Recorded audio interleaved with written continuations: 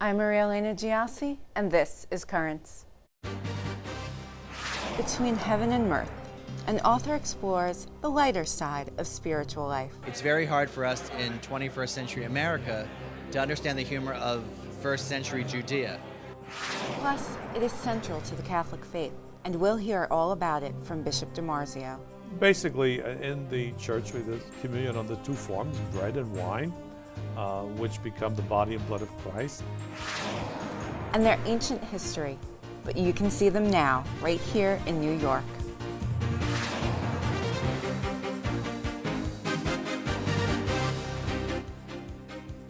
Good evening, and thank you for joining us. Matt McClure has the night off. It's known as Super Saturday, the day when many stores have a final round of discounts for shoppers looking for that last-minute Christmas gift at a bargain price. It typically happens on the Saturday before Christmas, but many retailers have moved those sales up 1 week because this year, Super Saturday actually falls on Christmas Eve. But some out there may forego the physical shopping experience and make their last-minute purchases online. CDs, DVDs, and books are always popular gifts at this time of year. And one author who has certainly made his mark in the area of bestsellers is Jesuit Father James Martin. Some of his most popular titles are My Life with the Saints and The Jesuit Guide to Almost Everything. In his latest book, he looks at the lighter side of spiritual life. And this week, he was right here in our backyard at Holy Name Church in Windsor Terrace to talk about it. Laughter is a devilish wind, which deforms the lineaments of the face and makes men look like monkeys. Joy, humor, and laughter are underappreciated values in the spiritual life and are desperately needed not only in our own personal spiritual lives, but in the life of the Catholic Church. I decided to invite Father Martin to come because our book club has been reading his books, and he always takes a very positive approach, a joyful approach to life and spirituality that encourages people and really touches their heart. There are parishes you go into, and the priest says, and so we join with the choirs of angels in their unending hymn of praise, holy, holy, holy Lord. And you think if that's the way the choirs of angels are singing, we are in big trouble. The new book is Between Heaven and Mirth, Why Joy, Humor, and Laughter Are at the Heart of the Spiritual Life. And it's about how joy leads to faith, how the saints and spiritual masters use humor in their spiritual lives, and how laughter is a gift from God. Jesus was human. We all know that. Jesus is fully human, right? Human people have senses of humor. So we have to get away from this idea of the gloomy, grumpy, dour, morose Jesus. I think what's happened is when the Gospels were written, they were focusing so much on the passion and the death of Jesus in order to explain it to the early church that they sort of moved away from some of the more joyful parts of Jesus' life. I mean, the suffering of Jesus' life is really only 1 or 2 weeks. And we forget that Jesus lived maybe 1 to 3 years in terms of his ministry doing things that were joyful. And we tend to forget that. And so much of art and depictions of Jesus show him suffering, which is an important part of his life, but it's not the only part. So I'm trying to just balance things out a little bit.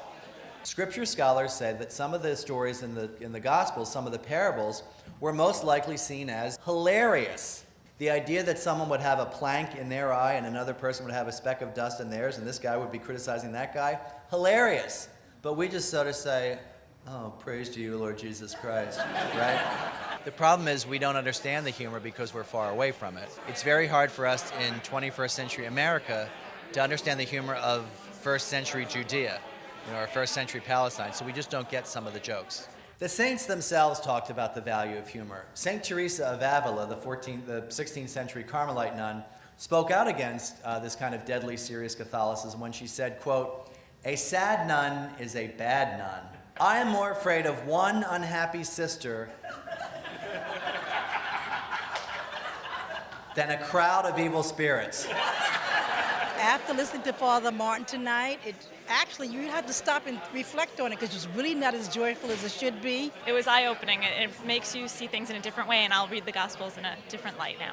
He brings the human element into Catholicism. So God is not out there, but God's here, and God wants people to be happy. The Christian faith leads to joy. Christ is still risen, no matter what time of the year we're in, if it's Lent or Christmas or ordinary time, he is risen. And I think we tend to forget that the good news should really put a smile on our face.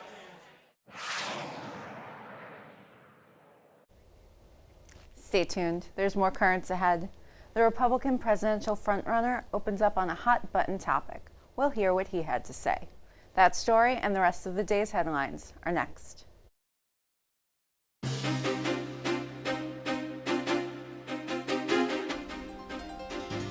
Welcome back to Currents. I'm Maria Elena Giassi.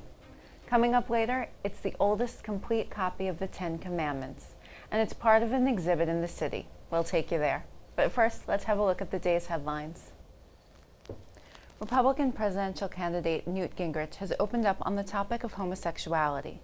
In a Thursday morning interview with the Des Moines Register's editorial board, Gingrich said people have many ranges of choices with regard to sexuality. He said sexual preference is a combination of genetics and environment. Gingrich said he would be in favor of reinstating the U.S. military's Don't Ask, Don't Tell policy. We are all responsible for everything. That was the message Pope Benedict gave to 12 new ambassadors to the Vatican. Pope Benedict met with the 12, which included representatives from Pakistan, Thailand, and Sri Lanka. He told the ambassadors that there is a shared responsibility to address the world's problems. Meanwhile, Ireland's foreign minister says he has no doubt that his country's government would respond positively to a visit from the Pope. Back in October, Foreign Minister Eamon Gilmore said Benedict had not been granted an invitation, and the issue is not under consideration. Gilmore says his latest statement was intended to clear up any misunderstandings about the government's attitude toward a visit by the Pope. And next year's International Congress is being held in Dublin, and it was unclear whether or not the Pope would attend. Turning now to Iraq, where the Chaldean Catholic Archbishop of Mosul says 2 Christians were killed on Wednesday. The Archbishop did not provide any further details about the deaths. The Apostolic Nuncio to Iraq told the Vatican news agency Fides that the reasons for the killing are not yet known. The future of Christians in Iraq remains unclear after the U.S. officially ended its military operations there yesterday. And this sister of charity that had been accused of selling children in Sri Lanka has been exonerated. Sister Mary Eliza had been arrested last month, and officials raided the adoption shelter the Missionaries of Charity operate there. According to Asia News, a judge yesterday cleared Sister Mary Eliza of the charges and told the government agency that undertook the case to manage investigations more carefully in the future. The agency was also ordered to return documents taken from the shelter. Now from the Netherlands, an investigation into child sex abuse in that country shows at least 800 Catholic priests and monks committed abuse over a 40-year period. The commission, which was set up by the Catholic Church in the Netherlands, released an 1,100-page report to look at abuse, the consequences of it, and ways to deal with it going forward. According to the findings, 105 of the priests, monks, and other religious who committed abuse are still living. From the Vatican, she's a nun who is known for her vast knowledge on a wide range of subjects, and soon she'll have a rare distinction. Rome Reports has details. Benedict XVI is set to appoint Hildegard of Bingen as a Doctor of the Church in October of 2012. She was a German Benedictine nun and was known for her visions and prophecies. Hildegard of Bingen lived in the 12th century. In addition to being a nun, she was a composer, philosopher, physicist, and ecologist, a multi-talented woman, and a pioneer for many of these fields during the Middle Ages. She came from a wealthy family, and when she was only 8 years old, was sent to study in a monastery. She eventually decided to become a nun, and later an abbess. Her visions and prophecies were recognized by the Pope during that time, allowing her to speak about them publicly. She has not been officially canonized. The ceremony is likely to take place before the Pope names her as a Doctor of the Church in October. Benedict XVI dedicated several of his general audiences to this German nun, saying that she served the Church in an age in which it was wounded by the sins of priests and laity. She brought a woman's insight to the mysteries of faith. In her many works, she contemplated the mystic marriage between God and humanity, accomplished in the Incarnation, as well as the spousal union of Christ and the Church. She also explored the vital relationship between God and creation and our human calling to give glory to God by a life of holiness and virtue. So far, there are 33 doctors of the Church, only 3 of whom are women. During World Youth Day, Benedict XVI also announced that the Spanish San Juan de Avila would also be appointed as a doctor of the Church. With this appointment, the Church recognizes a person's contribution to Catholic theology, which is still felt despite the passage of time.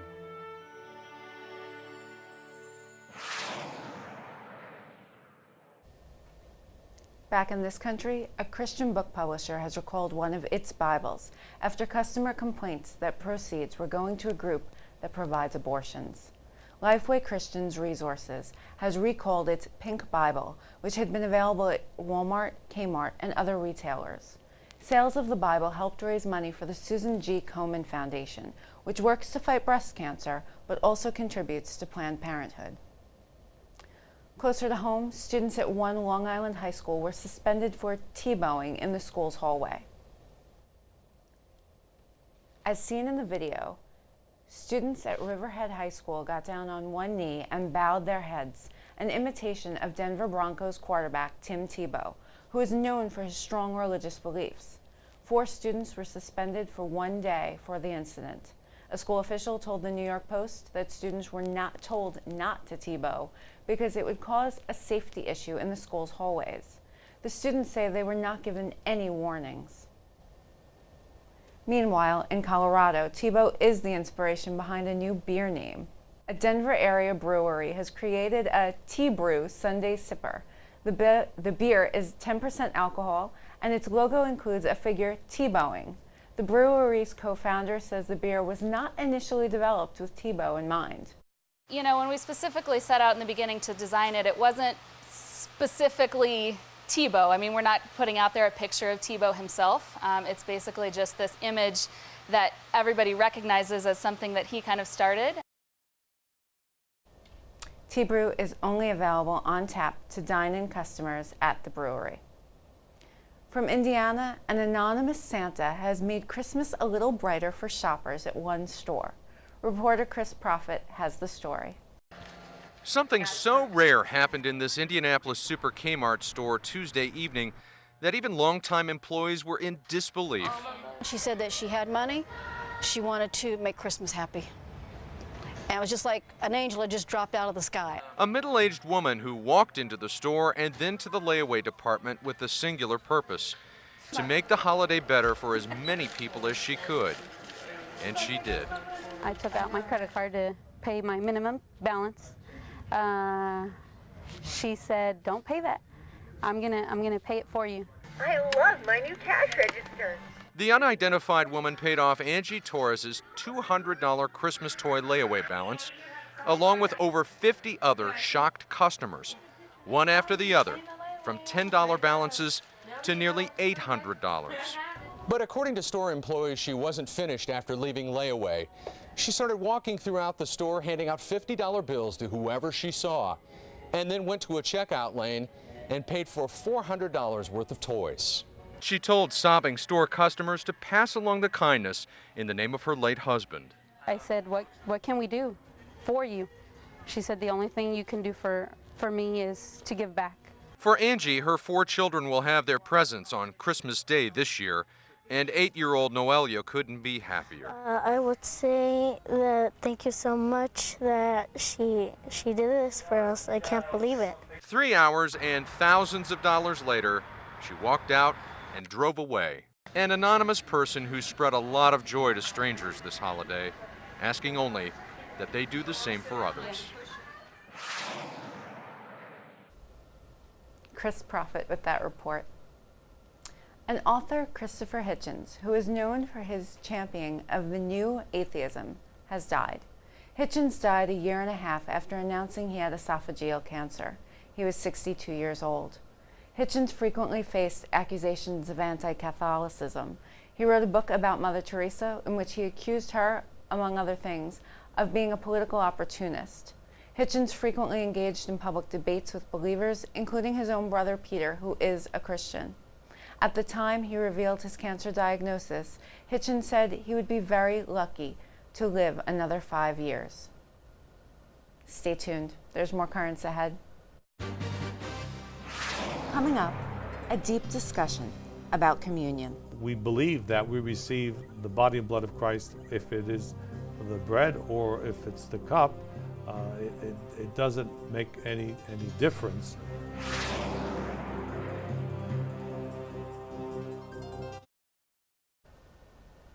Welcome back. Chances are you've heard a lot about the changes to the English translation of the Mass that went into effect on the first Sunday of Advent, just 3 Sundays ago. And you've probably experienced it firsthand. But is there another change coming to what is central to the Mass and the Catholic faith that we're not as aware of? Matt recently got to the bottom of it when he went into the deep with Brooklyn Bishop DiMarzio. Bishop DiMarzio, thanks for being here. Okay. Really appreciate it. This time around talking about communion and the changes, upcoming changes to the Mass. When you put those two things together, a lot of people are going to say, "Oh, my goodness, there's going to be a lot new." Not only in the parts of the Mass that we've talked about, where say, "Lord be with you," instead of saying "and also with you," they'll say "and with your spirit," and those things which we've talked about kind of extensively, at least here on the show. But they say, "Okay, are there any changes coming to communion as well?" Well, you might have heard there was a report that one of the bishops in the West is using this time of change to restrict communion under 2 species just to special occasions. In general, the law of the Church allows it to be used at the discretion of the bishop at any time. Normally, it is supposed to be for major occasions. But in our own diocese, this has become a norm that communion under 2 species, again, the discretion of the local pastor, can be used at any time on a daily basis if the parish wants it. So there isn't any law, any restriction coming. It is always, again, a local decision. Last year, we had the problem of this, especially, well, at least it was predicted, a virulent flu. So I took the responsibility of saying to the pastors to restrict the communion cup until the flu season had ended, and many of them did it. Many of them restated after the flu season was over. It was kind of almost a false alarm, but again, we wanted to be sure that there wouldn't be any problem. Normally, again, all the testing that's been done, the transmission of germs, of any kind of thing through the cup is very, very minimal. So, I mean, they've done all kinds of scientific testing, and that's not a major problem. Sure, sure. Explain to our viewers, if you will, just so everybody knows what the different forms of communion are. Basically, in the church, we have communion under 2 forms, bread and wine, which become the body and blood of Christ. Clearly, we believe that we receive the body and blood of Christ if it is the bread or if it's the cup. It doesn't make any difference, because it is, any species is the true presence of Jesus Christ. When we have both species, it's a fuller remembrance of how Jesus gave it to us at the Last Supper, but either one is sufficient. There are some people who are have the disease of celiac disease, and they can only receive the cup. So, I mean, they can still have communion completely. Again, this was a major Reformation issue when the Reformation churches said that communion should be always under both species, and so there was a reaction on the part of the church saying, no, it doesn't have to be. Any species is the complete presence of Jesus Christ. Unfortunately, the Reformation churches now have kind of restricted the celebration of the Eucharist, maybe once a month or occasionally. We're on certainly every Sunday and every day. So it was kind of a victory that didn't make much sense as history, but that's the way history is. History kind of hindsight's always 20/20, right, you know, sure. and then you look back and you're like, wait, why do we do that? Huh? Yeah. So has it been kind of maybe a hot button issue here at the diocese as to whether or not those changes are contemplated here, as far as one species or 2? Yeah, I haven't heard anything about that. Again, probably because of the news report, people might have been concerned, but there's no plan in my mind to restrict. It's again up to the individual parish. Parishes have different traditions, and again, people are free to go to other parishes. If you don't like one place, you go to another place. So we try to keep it as open as possible. There are definitely plenty of choices. I mean, you know, we call Plenty this of the choices. city of churches for a reason. We have plenty of choices here. Absolutely. Well, one more time I just wanted to ask you, because I know we talked about flu season last time around, and you had mentioned that earlier. Any precautions coming this time around for flu season as the weather gets colder and we get more into that time of year? I think, again, the normal precautions that are recommended by the medical profession. You know, when we're coughing, cough into a handkerchief, and sneezing, all of the things that are important. And if you do have the cold or flu, that you're excused from coming to Mass, or certainly you don't want to receive from the cup if you're just coming off a flu or you're sniffling. I mean, again, people have to use reasonable precautions and to protect others and from transmitting. Again, the flu shot is the best thing to do. I recommend it. There you go. Well, you have to have Dr. Steve Garner on here and talk about all this too as well. All right. Well, Bishop DiMarzio, thanks for being here. Okay, really good appreciate to be it. with you.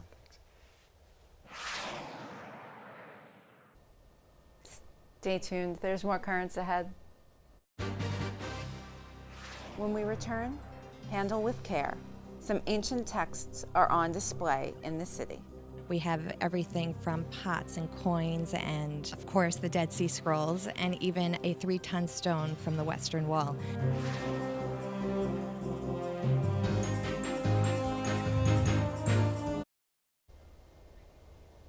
Finally tonight, they were discovered 60 years ago, but some of them actually date back to before the time of Christ's birth.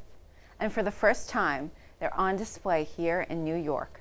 An exhibit of the Dead Sea Scrolls, which includes the oldest known intact copy of the Ten Commandments, can now be seen at Discovery Times Square.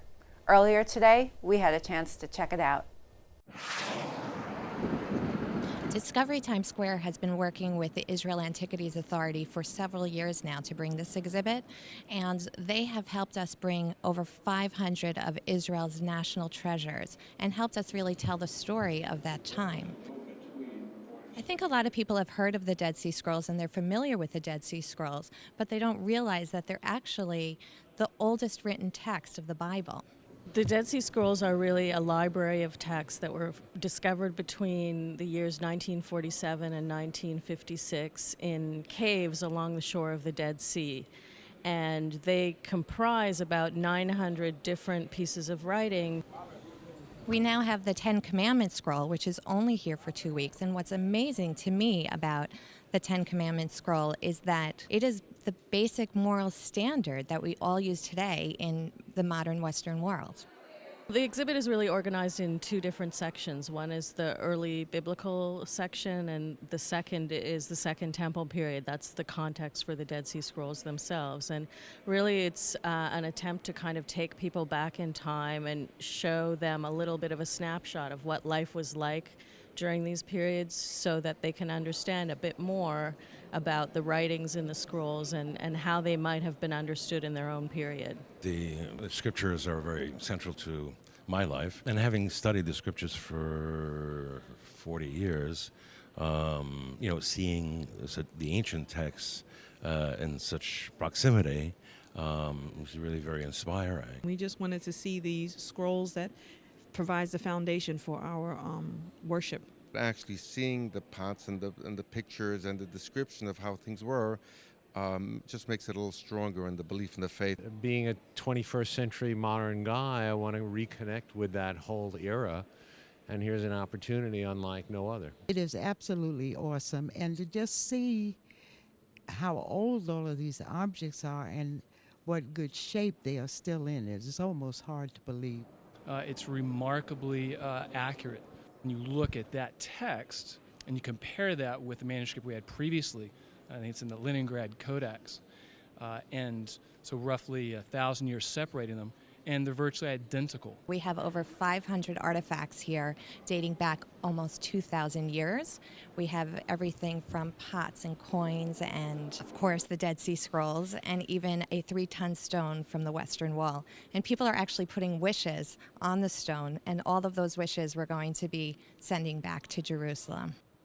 our goal really is to educate people and to educate sort of the broadest group of people possible with something interesting and memorable for everybody. There's no doubt in my mind that there's enough information here that everybody would walk away with something that they did not know before they got in.